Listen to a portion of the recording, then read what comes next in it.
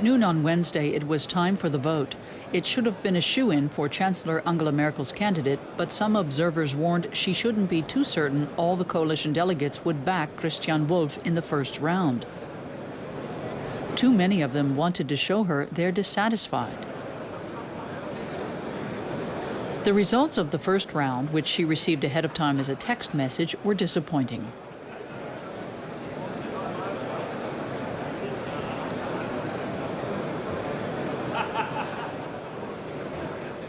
For Mr. Christian Wulff, 600 votes. 44 votes from coalition party members were missing. Despite the applause, there was disappointment. Even observers were surprised by the scale of the rebellion.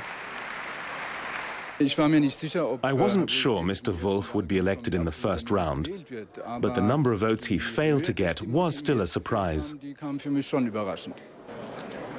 That had the Conservatives worried. There were too many coalition members who weren't playing along. Masters of spin were sent out to speak to the media and gloss over the result.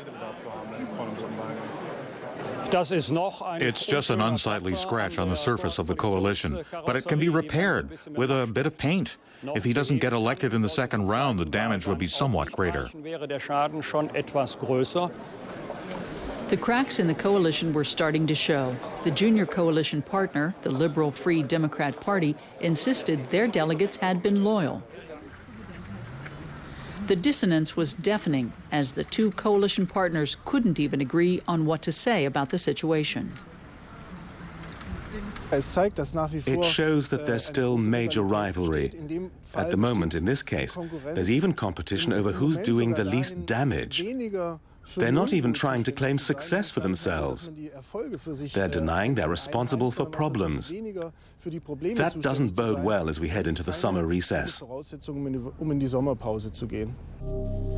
Meanwhile, there's plenty of work ahead. The health minister must reduce an enormous deficit in the country's health insurance.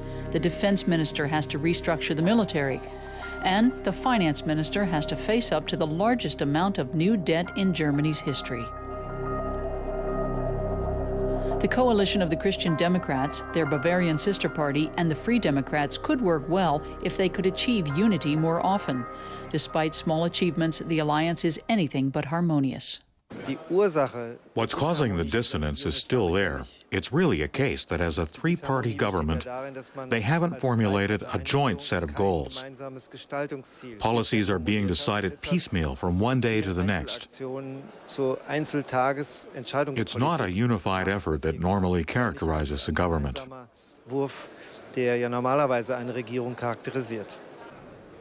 In the second round, Wulff failed again to get an absolute majority. The embarrassment was undeniable. Merkel's attempt to appear strong had just the opposite effect. The political state of emergency this government has been in from the outset, for 9 months now, will continue.